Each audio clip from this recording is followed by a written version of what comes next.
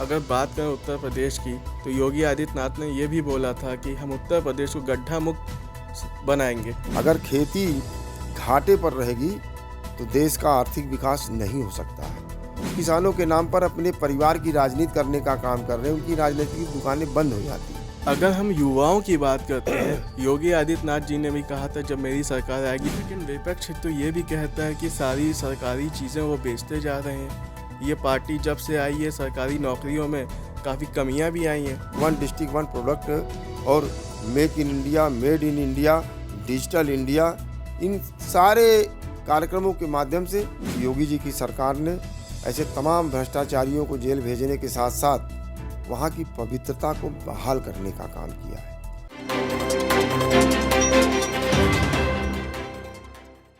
नमस्कार, मैं आयुष जायसवाल। आप देख रहे हैं एसएसबी न्यूज़ लाइव। आप सभी जानते हैं 2022 उत्तर प्रदेश विधानसभा का चुनाव चल रहा है। हम प्रयागराज में इस वक्त भारतीय जनता पार्टी के शहर अध्यक्ष गणेश केसरवानी जी के साथ हैं। हम स्वागत करते हैं गणेश केसरवानी जी आपका अपने चैनल पे। गणेश जी, आपका पहला सवाल ये है, 1987 से आप भारतीय जनता पार्टी का हाथ थामे हैं और वार्ड अध्यक्ष के रूप में आप बने, फिर उसके बाद लगातार आप यहाँ तक का आपका सफ़र रहा शहर अध्यक्ष तक। अपने बारे में कुछ बताइए।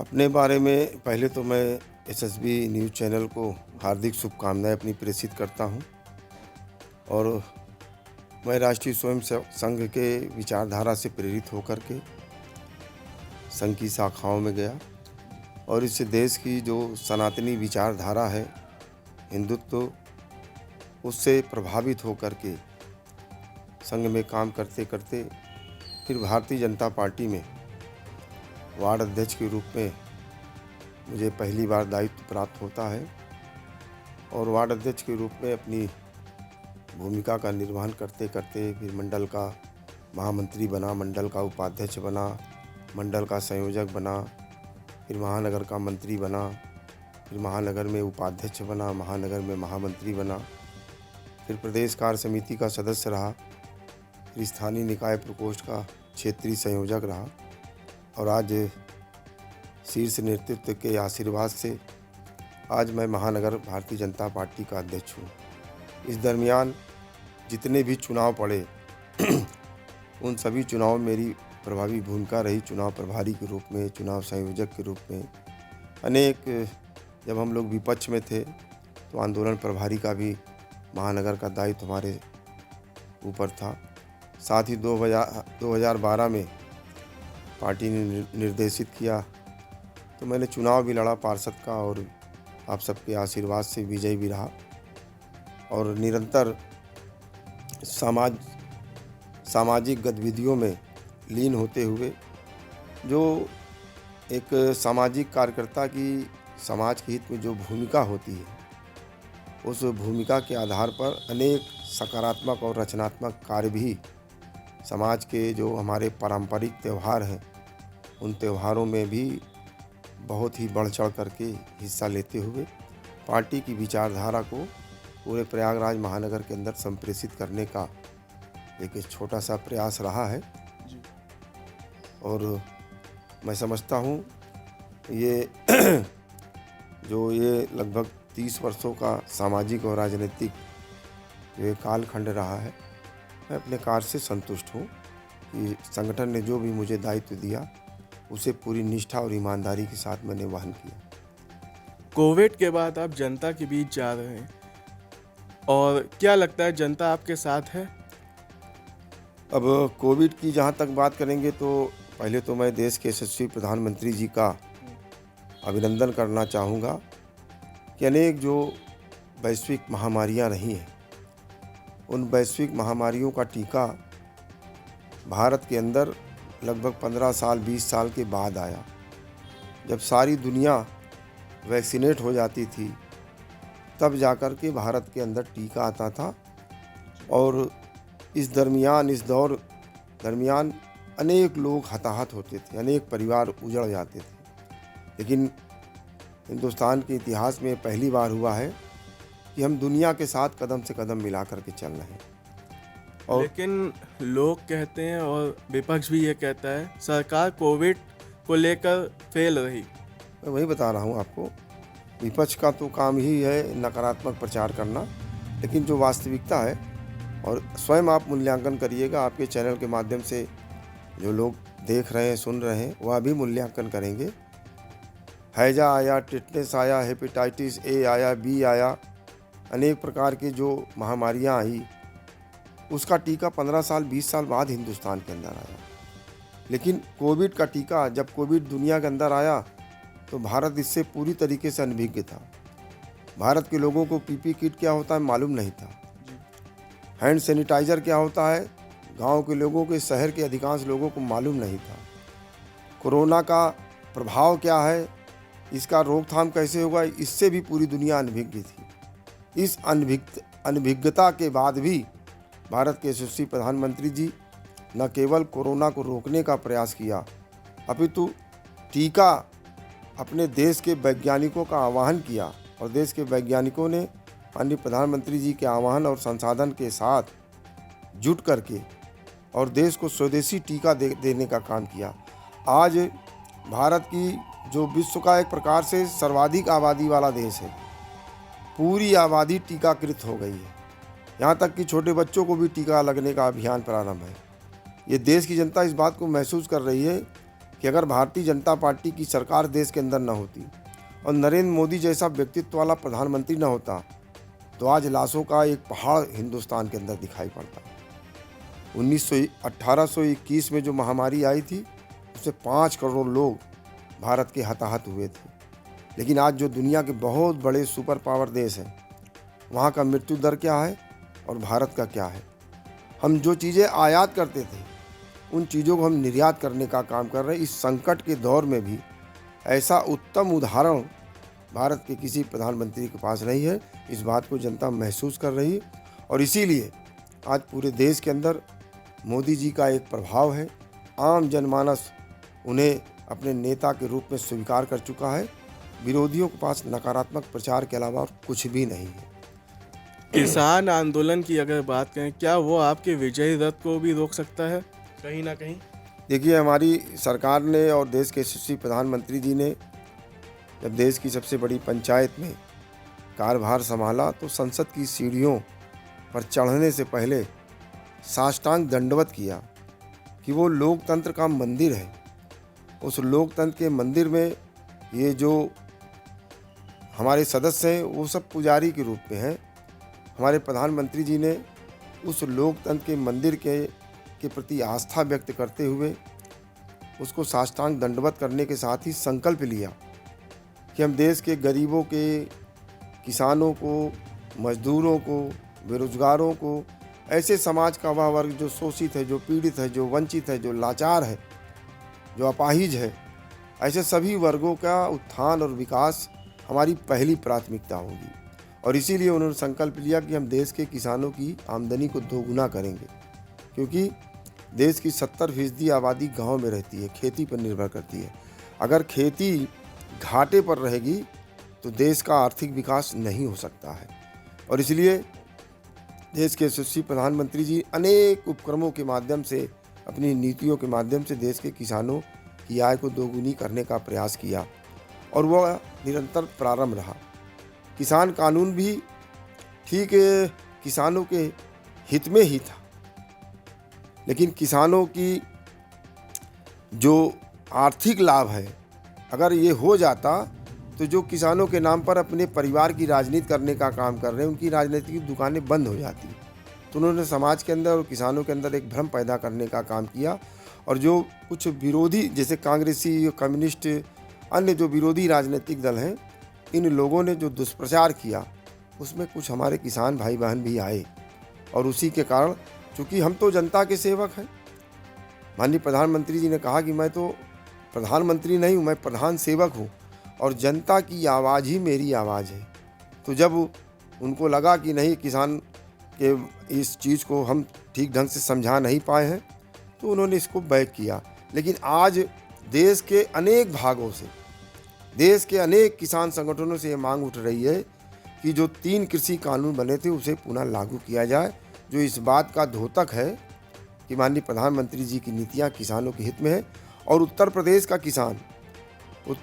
किसान इस बात को महसूस कर चुका है। और इसीलिए जो पश्चिमी उत्तर प्रदेश के अंदर जो चुनाव चल रहे हैं, आपने देखा होगा वहाँ जिस प्रकार से अराजकता की स्थिति थी, लोग पलायन कर रहे थे, लोगों के खेतों पर, लोगों की ज़मीनों पर समाजवादी पार्टी के गुंडे कब्जा करने का काम कर रहे थे। कैराना से लोग पलायित हो रहे थे, लेकिन उनका पलायन रुका है।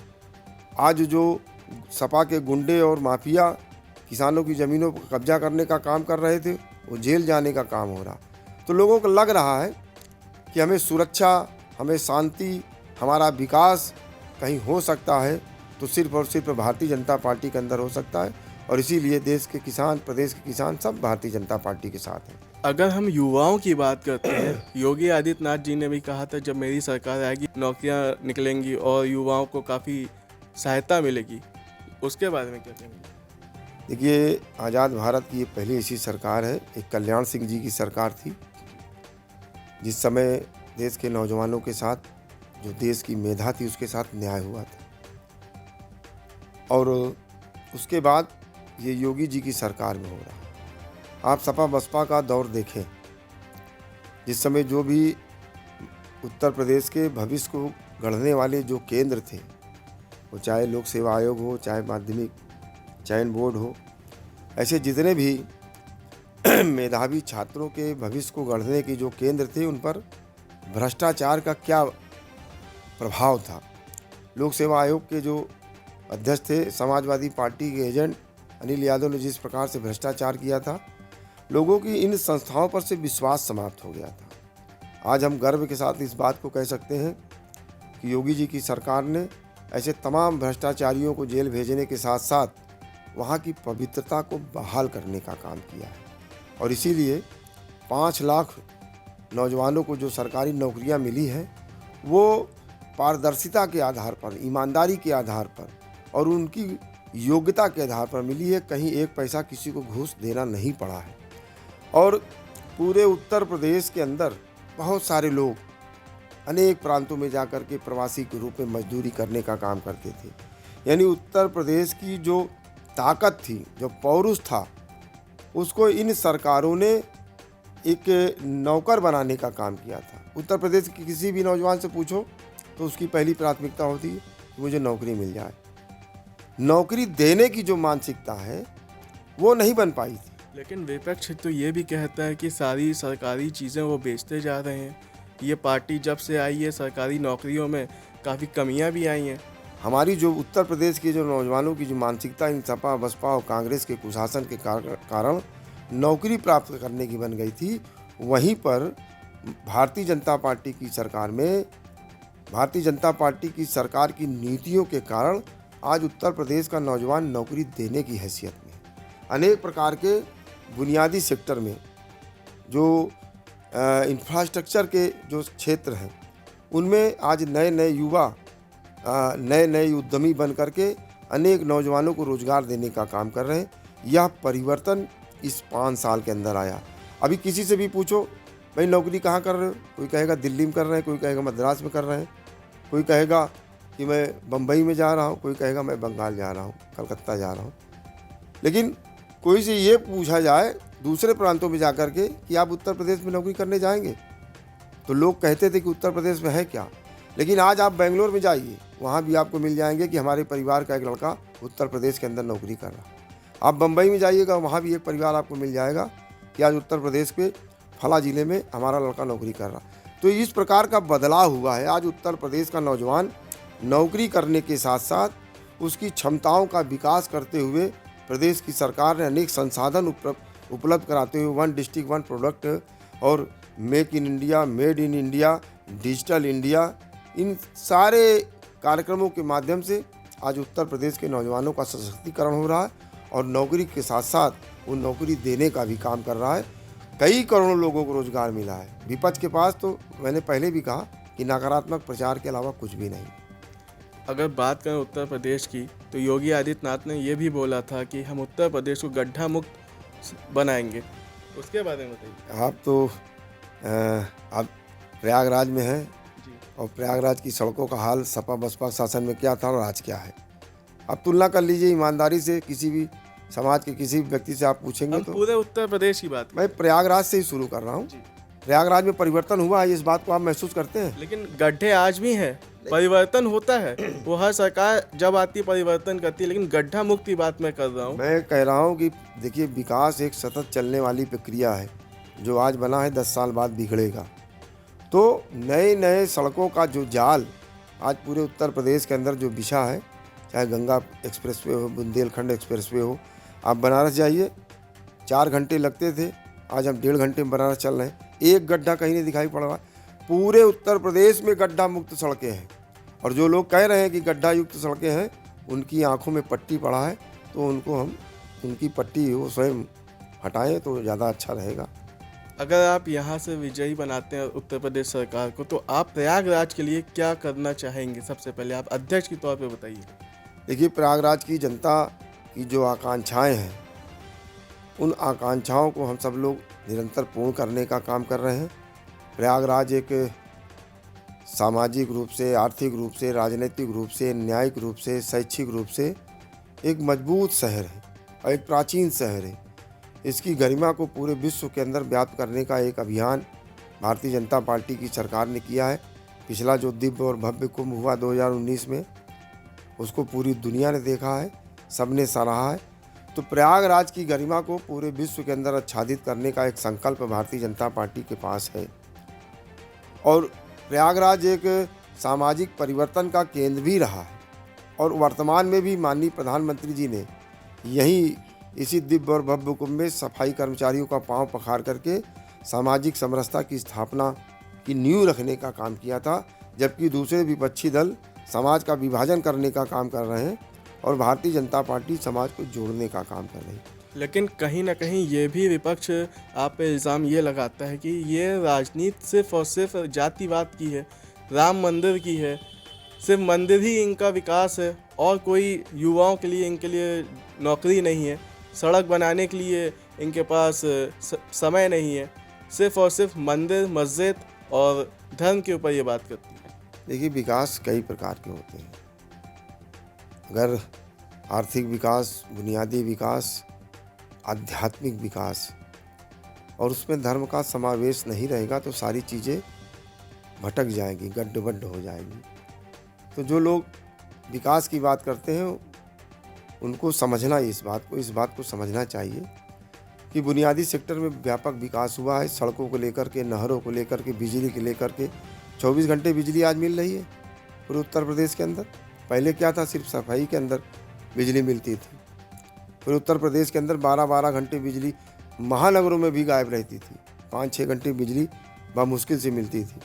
एक ट्रांसफार्मर का जल जाता था तो 15-15 दिन वहाँ के लोगों को इंतज़ार करना पड़ता था। आज 24 घंटे बिजली मिल रही है, ये विकास है। सड़कों का एक जाल दिखाई पड़ रहा है, ये विकास है। आज हाईवे, एक्सप्रेसवे, आज प्रयागराज में एयरपोर्ट था क्या, आज एयर कनेक्टिविटी है प्रयागराज के अंदर। और वाटर कनेक्टिविटी का भी प्रयास चल रहा है, निरंतर उस पर काम हो रहा है।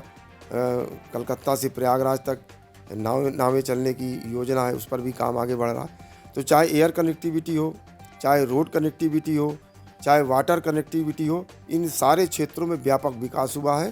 प्रदेश की जनता भी इस बात को महसूस करती है। इसी के साथ साथ लोगों का आर्थिक विकास हो। आर्थिक विकास तभी हो पाता है जब सुरक्षा हो, शांति हो, एक वातावरण हो। और आज उत्तर प्रदेश के अंदर जिस प्रकार से शांति का वातावरण है, पूरे उत्तर प्रदेश के अंदर एक भी दंगा नहीं हुआ, एक भी अपराधी की हैसियत नहीं है कि किसी व्यापारी को धमका सके। पहले क्या था, अपहरण एक उद्योग बन गया था। रोज़ व्यापारियों का अपहरण होता था। रोज़ जो संभ्रांत लोग थे, उनकी बहन बेटियों के साथ छेड़छाड़ हुआ करती थी। एक अराजकता की स्थिति थी। उस अराजकता की स्थिति पर बुलडोजर चलाने का काम भारतीय जनता पार्टी की सरकार ने किया। तो शांति का वातावरण है, तो इसलिए लोगों का आर्थिक विकास भी हो रहा है। लोगों के आर्थिक विकास के साथ साथ उनके जो आध्यात्मिक चेतना के केंद्र हैं, वो चाहे काशी हो, चाहे मथुरा हो, चाहे वो अयोध्या हो, चाहे वह प्रयाग हो, चाहे वह विंध्याचल है, उनका भी व्यापक विकास हो रहा है। तो बुनियादी विकास, आर्थिक विकास और आध्यात्मिक विकास, यानी सभी श्रेणियों का विकास गुणवत्तापूर्वक आज प्रदेश के अंदर स्थापित हो रहा है, या पूरे प्रदेशवासियों के लिए गर्व का विषय है। जैसा कि आप सभी देखें, गणेश केसरवानी जी शहर अध्यक्ष, उन्होंने भारतीय जनता पार्टी के बारे में किस तरीके से आप सभी को बताया। हम आपको जीत की शुभकामनाएं देते हैं आपकी भारतीय जनता पार्टी को। इसी के साथ हम अपनी बात को ख़त्म करते हैं। नमस्कार।